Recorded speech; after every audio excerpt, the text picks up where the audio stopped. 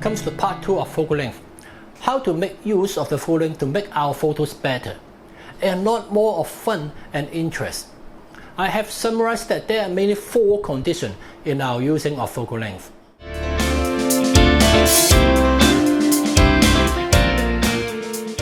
The first one is the inevitability. For example, if you want to give other people a bigger inside feeling in a small room, you inevitably use a wide angle with a shorter focal length.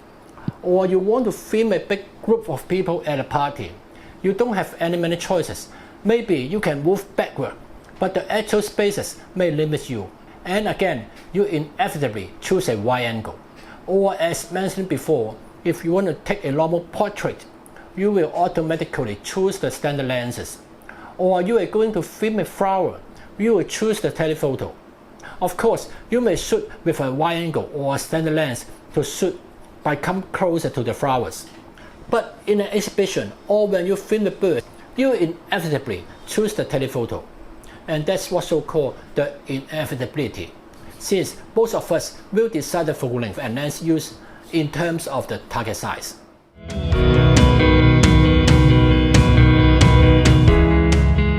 The second point is for convenience. Just echoed with what I said in part 1. Many people use various focal lengths just as a magnified or minified tool, especially when using with a zoom lens. That means they will no longer consider where they locate. Just point and shoot whatever they want by zooming in and out. This is because most of the time when we shoot, we just concerned about the size of our subject only. So we may not really care what focal length is being used, and that's what I called for convenience. May I repeat that nothing wrong with this. It doesn't mean that you can't achieve good photos without lowering the focal length. Or take one more example. When shooting frogs, you may be limited by hand holding the camera. So the usage of focal length is just to fulfill capturing you in a certain size. For example, when holding a camera like this, of course, at least a medium shot of you can be captured with this distance, or at least a medium close-up. And that's a result of the inevitably adding up with the convenience. And maybe nothing related to your creation or idea. And what you are concerning is just the size of the subject.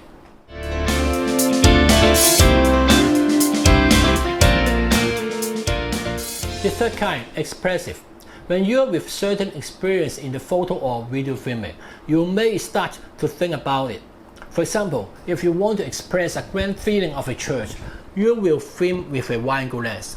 And you may go further to consider how wide of the wide angle should be, or even using an extremely fixed-eye lens, so you can achieve a better result. Or you want to film with your girlfriend some nice portraits, it should be okay with 100 or 135 mm. But since you want to have a more outstanding feeling, you may then use a 300 mm lens to shoot. Or occasionally, you will use a wide angle to express certain distortion feeling. For example, certain distorted look for particular subjects. Sure that somebody will avoid this, but someone will also actively do this on purpose. And you will come close to an object, try to use an ultra wide angle to create a certain strange distorted feeling. Of course, it's certain kind of creative usage of the focal length, and if you can do that, it's proof that you've got certain idea of using the focal length. Or we can say so, if you have certain force of expression, you will then naturally try to make use of the focal length to achieve.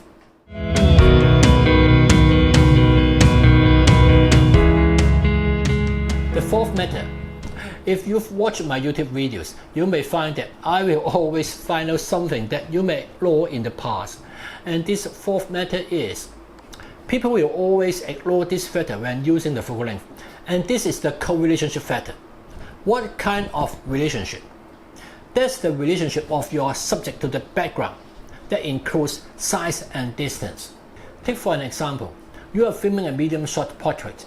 Actually, you can shoot with many different focal lengths. You can shoot with the 24 mm and it won't be too distorted with the 24 mm for a medium portrait. Or you may try with a 300 mm lens. And with such a wide range between 24 to 300, which focal length we should use for that medium portrait. It's not an unintentional choice if you really get an idea. What's the point? Although there's a medium portrait, the relationship to the background will be wholly different with various focal lengths. For example, when you film a medium portrait with a 24mm lens, many things will appear in the background. Or in opposite speaking, not so many things you can see in the background when using a 300mm to shoot, and the background will be blurred a lot more. I try not to talk about the issue of depth of field first.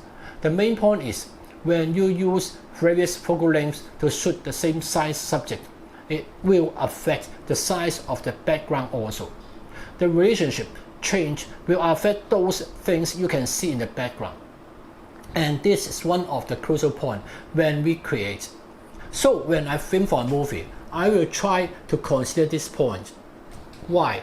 For example, if you really love long focal length with very shallow depth of field, you may just use a 300mm lens for most of your filmings. Especially those portraits will be very beautiful. But then the most important background will disappear. And some people have criticized a film for the following reasons. You said the film was shot in a certain location, but I never realized that. Why? It's because that the film was mainly shot with a telephoto. So no matter the places that those actors appeared, no one knows where it is. And that's why the usage of focal length is so important. And there is also another very important factor. The focal length will affect the relationship of perspective. For example, when a short focal length is applied, the distance between objects will appear farther than in reality. Suppose you are using a 24mm lens. Someone is 5 feet from you, and another person is also 5 feet away from that previous person. But under the 24mm lens, the distance looks like 20 to 30 feet. Then the latter persons look much smaller. In opposite speaking, when you are using long focal length, the distance between objects will be compressed. Do you get such an experience that when you watch a football match on TV, a long teleshot was filmed for someone's shot to the gate? You don't have any feeling of the distance in this shot. It seemed it was very close. And then you think the shot was very easy since the distance was so close. It's because that's filmed with a telephoto.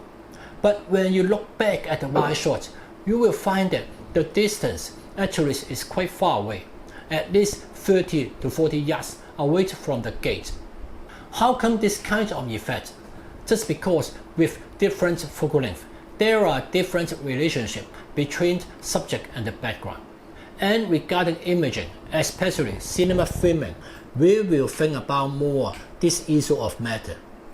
Why I would like to use a 25mm but not a 50mm to shoot, or why 24 but not 35? This is because I will consider not only the size of the subject, but also what else I want you to see in the background.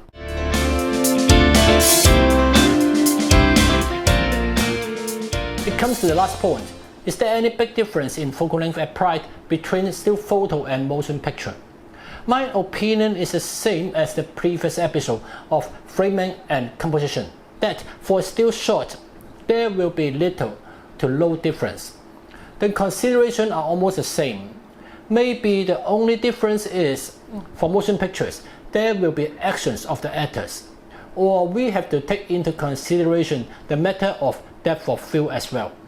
Thus, even with the same focal length, you may have a different approach to depth of field, from still photos to motion pictures. That's the first point. And the second point is, for moving shots in filming, the focal length used may have different from still photos, since when there is camera movement, you have to consider far more elements. That includes the movement of actors, the size of the other things in the background. So, for a better presentation or compromise, you will apply a unique focal length. But one of the most important points, and we must take it into consideration for filming, is continuity. There is no continuity factor in still photos unless you are using photos to create a storyboard. Maybe there's a bit of consideration about continuity. But in motion pictures, we must consider the factor of continuity. Or otherwise, the individual shot is beautiful but weird after editing together. And then, what do we have to consider regarding continuity? Okay, let me take an example. I made a wide shot. I used a 24mm to film a wide shot. These two actors were a lot far away from the camera. For this scene to proceed, there would be close-up shots of the actors. Since I have used a 24mm to shoot the wide shot, could I use the 24mm again to shoot the close-up by simply moving in the camera? Of course, it could be done like this, since 24mm will not be very distorted. But a problem arises here. If you just move in by 2 to 3 feet to shoot the close-up, the background will be very similar to the wide shot. Those appear in the background of the wide shot will still be appeared again if you just move in 2 to 3 feet for the close-up. Since the width of the vision is very similar, and when you stitch these two shots together, a very weird filming occurred and this so-called jump cut. And for these reasons, we always have a basic combo of lenses for movie making. And in terms of Super 35 format, 18, 25, 35, 50, 85 and 135mm, the basic combo of 6 lenses, or add with a 250mm telezoom in additional. Maybe there is a slight difference because of different habits or approaches for different cinematographers, but the basic is similar, or there will be a little bit difference of the exact number. For example, 32 but not 35, or he prefers 40 but not 35. But the range is similar for this basic combo. And how do we use different focal length to shoot in a scene?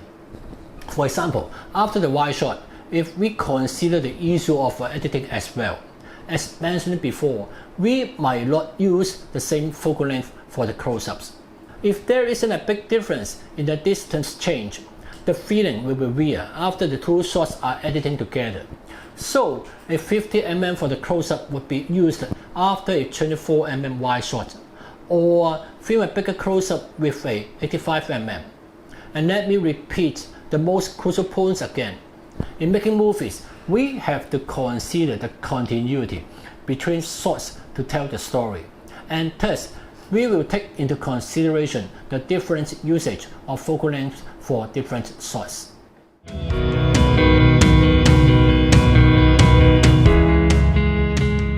The final point, is there really any unique characteristic of art connotation from different focal lengths themselves? For example, you will shoot photos always with an 85mm lens. How about if someone uses only an 85mm lens to shoot a film? For still photos, of course, it doesn't get any problem for use just a lens. But I'm curious if a whole film is just filmed with an 85mm, and then it will generate an artistic feeling just from the lens alone. Honestly speaking, I don't think it is so easy. As said before, there is continuity as well as story development in a movie. The feeling and connotation comes from the whole story and the whole movie. Even you are filming the whole film with just an 85mm, you are just using one lens to shoot different wide shots, medium shot and close-ups. The audience may not alert to this creative intention. But in opposite speaking, the impression is quite strong when just an ultra-wide angle is used for filmmaking. Here, I must mention a Hong Kong movie, Too Many Ways to Be Number One. This movie was shot with film. Of course, it's not shot by me, but I heard from some crews that the film format was Super 35, similar as APS-C, and the whole movie was shot with 10 to 12mm, something like that. If it was shot with 10mm, which, speaking in full frame, it is a 15mm lens, and you can imagine how ultra-wide it was. And so it was very interesting that the actors were highly distorted when they came close to the camera. But another problem created. Since it was so wide in vision, the lightings were hard to place or hide. However, the outcome was very interesting. the lightings were no need to hide and no problem of being seen. Why? As I said before, under 24mm, the feeling of forced perspective is already quite big. So even though the lightings were not hidden, they just appeared as a spot. But what the director wanted to express through the use of such an ultra-wide angle lens? Yes, mainly for the expression of the ridiculous and distortion of human nature. And I will say that it is quite successful, since the style which it created was very impressive in the Hong Kong movie industry. And this is what I say, that through creative usage of focal length, it will enhance the content of your story.